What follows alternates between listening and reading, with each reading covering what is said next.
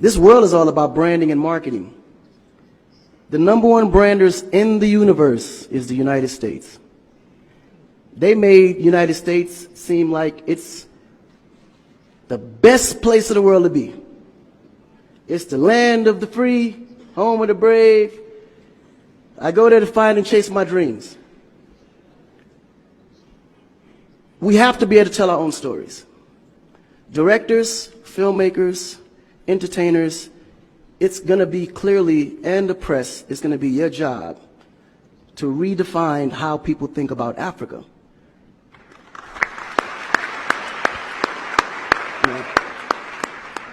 Because you're here, you see what's going on. You clearly can see in a vivid picture the good, the bad, and the ugly. What you choose to put out there is what the world is going to get. Because I can tell you right now, in Chicago alone, there's more people dying in Chicago than there was in the war in Iraq. But you would never see that. There's a lot of things that's happening in the U.S. that you would never see because they choose to show you what they want you to see for...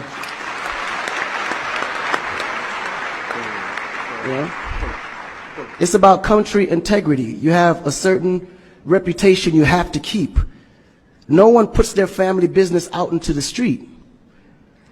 One of the problems we have in Africa is that when something happens, the press is quick to put out negative energy and quick to put out a negative story. And then that story goes on to internet, and other broadcasting systems take it and they post it. So when you look at places like Kenya, for instance, that I know of, maybe 2 terrorist attacks, but it was everywhere. So now people was afraid to go to Kenya because somebody shot up the mall. But then when you look online, there was over 25,000 attacks in the U.S., but you only knew about maybe 5 or 6. So we have to really rebrand. And then when you look at how the world perceives Africa, they're right. You know, you see zebras, lions, tigers, bears. Oh my. You get to the point where you think Africa's just a big jungle. The images that they're showing of Africa is historical images. This is way before civilization. This is when they were still, battling with spears, like times of Shaka Zulu. No, I'm serious. But then when you look at the U.S., they're showing Superman, Batman,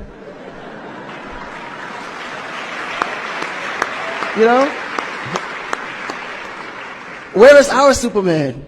Where is our, Shaka Zulu should be a superhero today. Really. So we have to tell our own stories. I mean, even Jesus is white. And you believe it. But it's okay, because how you were framed, if you taught something from the day you were born, and your mother taught you that, your father taught you that, it's real. You never look at your mom and your dad as liars.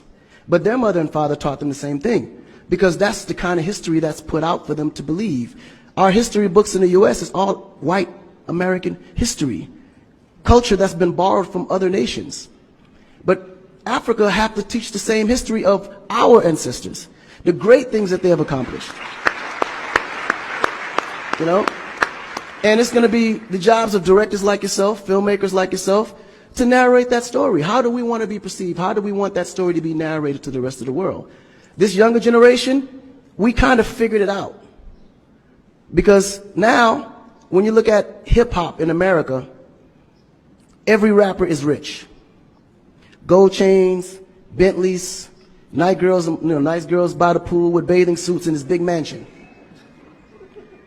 And then, when the video's over, they get on their phone and call an Uber. They don't even come in the Bentley that you just saw in the TV. But you go to Nigeria, we got Wizkid, Davido, P-Square, all these guys driving a Bentley, Mercedes. They actually own those cars. That's the difference. But if we don't translate that, they will never know. They think we're going to leave the shoot and go home on a horse or a zebra. Because that's what they know. This is why African Americans are so afraid of Africa. You mention Africa, they start shaking. There's so much fear. They don't know how to translate that. It was just recent that people are now saying, yeah, man, you know what? I rock with Africans, man. You know what I'm saying? I want to do some collaborations, man. Yo, man, I need an Afrobeat remix, you know what I'm saying? But before, they be like, man, I don't know that dude. I'm not putting him on my record. So the younger generation is slowly understanding how you have to rebrand the culture, because the culture has adapted. They've actually took everything that we've created and made it look better. They made a superstar look like a superstar. When I look on TV and I see our biggest entertainers, they don't look like stars. That's why you can't really respect the entertainer.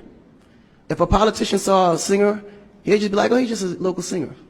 But if he go to that local singer's performance, he may sell out the stadium because he has a huge influence, but the image is not there. So we have to take the image as a huge accountability for ourselves and realize that Africa really does have a reputation. But if we allow our stories to be told, our stories will be told according to their agenda on what they need to be able to benefit from Africa. So we have to tell our story so we can be able to understand how we can utilize that story to benefit for our agenda. You know? So in closing, this job is for the entertainers, the filmmakers, the reporters, and anyone that creates content. We have to rebrand. And we have to rebrand it in the way that we see it and tell the story to where they can understand it, feel comfortable, and want to come here and invest.